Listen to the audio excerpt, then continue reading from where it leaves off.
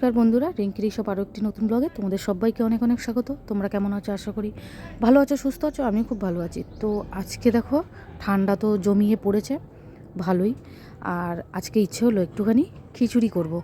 তো খিচুড়ি করব বলে প্ল্যান করছি। এদিকে ঋষভের বাবা এনে ফেলেছে ভোলা মাছ আর কটা কাটাপোনা মাছ। তো ভোলা মাছটা করব আর কাটাপোনাটা ভাবছি ভেজে রেখে দেবো। আর খিচুড়ি তো অবশ্যই করব, যেহেতু কেটেছি সব। আর খিচুড়ির জন্য একটু আলু ভাজবো, বেগুন ভাজবো, আর সেটা দিয়ে দুপুরে হয়ে যাবে। আর ভোলা মাছটা রাত্রের জন্য রেখে দেবো, আর সঙ্গে রাত্রে গরম ভাত করে নেব। তাহলে মোটামুটি আমাদের রাত্রেবেলা হয়ে যাবে। তো এখন ভোলা মাছটা কেটে ধুয়ে নিয়েছি, আর এখানে নুন হলুদ মাখিয়ে নিচ্ছি। আর এদিকে খিচুড়ি আমি প্রেশারে করেছি আজকে। ভাবলাম একটু প্রেশারে করি, তাড়াতাড়ি হবে। আর সব সময় তো খোলা জায়গায় করা হয়, তো ভাবলাম আজকে একটু প্রেশারে করি। তো খিচুড়িটা মোটামুটি হয়ে গেছে। আর এখানে কিছু মশলা আমি ভেজে রেখেছি, এটা আমি শিলনোড়ায় বাটবো। তো দেখো আমার খিচুড়ি হয়ে গেছে, নামিয়ে ফেলেছি। সব কিছু দিয়েছি মোটামুটি, সিম, বিনস, গাজর, আলু, যা সবজি ছিল মোটামুটি দিয়েছি। বেশ শীতকালের খিচুড়ি ব্যাপক লাগবে। আর এখানে কিছু একটু ভাজা মশলা দিয়ে দিলাম। তো ভাজা মশলা দেওয়া হয়ে গেছে, খিচুড়ি আমার কমপ্লিট। আর মাছ ভাজা হয়ে গেছে। আর ভোলা মাছটা একটু সর্ষে পোস্ত দিয়ে আর কাঁচা লঙ্কা দিয়ে আমি একটু করলাম ভোলা মাছটা, আর সঙ্গে একটু পেঁয়াজ ফোড়ন দিয়েছিলাম। তো আশা করি ভালোই লাগবে। আর এদিকে দেখো মোটামুটি আমার ভোলা মাছ রেডি, কমপ্লিট। আর এখন দুপুর প্রায় অনেকটাই হয়েছে। তো খিচুড়ি এখন হয়ে গেছে, ঋষভকে দেব, আমিও খাবো। আর এখন আমি বেড়ে নিচ্ছি এই খিচুড়ি, আর সঙ্গে আলু ভাজা, বেগুন ভাজা, বেশি কিচ্ছু না, শুধু আলু ভাজা আর বেগুন ভাজা করেছি। আর রাতের জন্য ভোলা মাছটা রেখে দিয়েছি। আর আজকে একটু প্ল্যান হয়েছে, আমাদের সামনে এখানে এক জায়গায় মেলা, তো মেলায় যাব। তো তাড়াতাড়ি একটু খেয়ে বিশ্রাম নিয়ে বিকেলবেলায় বেরোবো। তো বলেছি 4টের সময় বেরোবো। এখানে দিনের বেলায় মেলাটা হয়, মানে দিনের বেলা সকাল থেকে শুরু হয় মেলাটা, তো রাত্রির অবধি হবে মোটামুটি। তো আমরা বেরিয়ে পড়েছি, দেখো মেলায় চলে এসেছি। আর এখানে একটু প্রসাদ নিয়ে নিলাম, কিনে নিলাম। তো থানে গিয়ে দেব। আর সামনে ঋষভের বাবা যাচ্ছে। আর দেখো প্রচণ্ড প্রচণ্ড ভিড় হয়েছে। আর এখানে প্রত্যেক বছর মেলাতে খুব ভিড় হয়।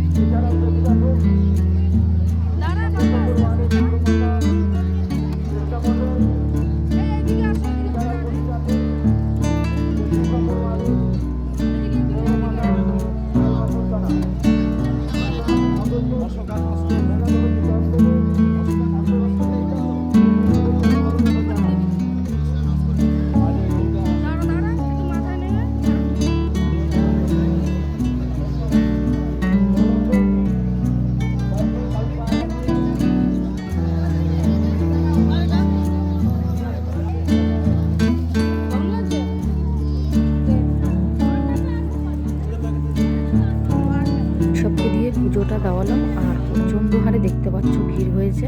সকালবেলা এর থেকেও বেশি ভিড় হয়, পুজো দেওয়া খুব চাপ হয়ে যায়। তো বিকেলবেলা একটু ফাঁকা থাকে, আবার সন্ধ্যেবেলা থেকে ভিড় হয়ে যায়। তো ঋষভকে দিয়ে পুজো দিয়ে দিয়েছি। আর দেখো খুব সুন্দর করে মাজারটা সাজিয়েছে বেশ ভালো। আর এখানে লোহা লক্কর জিনিস এরকম রয়েছে। তো আমি একটা দা কিনেছি আর কটা কাপ কিনলাম, দাটাতেও কিনলাম। আর একটা মাটির জিনিস যেটা ছাঁচ পিঠে বানায় ওটা কিনতে চেয়েছিলাম, ভাবলাম মাটির জিনিস আসার সময় নেব। তো মেলা থেকে বেরিয়ে চলে এসেছি, বাড়ি এসে মনে পড়েছে ওটা নিয়ে নিই। তো দেখতে খুব ভালো লাগছিল। আমাদের নর্মালি এইসব দোকানে পাওয়া যায় বড় বড়, আর ওখানে দেখলাম 4টে এরকম করা যাবে, 4টে পিঠে হবে, খুব সুন্দর আর গ্যাসের মধ্যে বসবে। কেন আমি বড় একটা কিনেছিলাম, তো বড়টা গ্যাসের মধ্যে হলো না, বসছে না, কাঠে করলে তারপরে হবে। আর এদিকে দেখো কত সুন্দর সুন্দর টুপি বাচ্চাদের, খুব সুন্দর সুন্দর। আর এখানে কাঠের জিনিস। আর মেলাটা পুরো ঘুরলাম, বিশাল বড় মেলা তো। আর ভিড়, প্রচণ্ড ভিড়, একদিনের মেলা হলে যা হয়, প্রচণ্ড হারে ভিড় হয়েছে।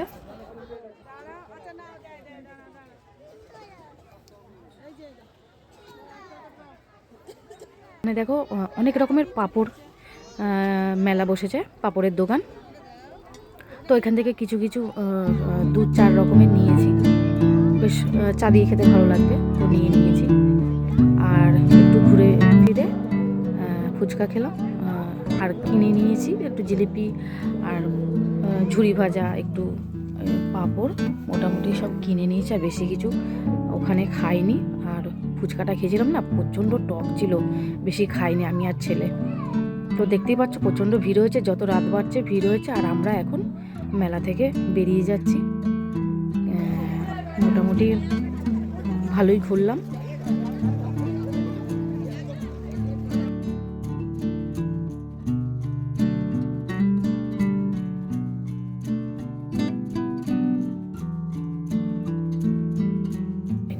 তো এখন মেলা দিয়ে বেরিয়ে যাচ্ছি আমরা। আর বন্ধুরা, আমার আজকের ব্লগটা কেমন লাগলো অবশ্যই কমেন্টে জানিও, ভালো লাগলে। আর লাইক করে চ্যানেলটার পাশে দেখো। তাহলে বন্ধুরা আজকের মতন ভালো থাকবে, সুস্থ থাকবে, সাবধানে থাকবে। দেখা হবে পরের আর একটা ব্লগে। আজকের মতন টাটা।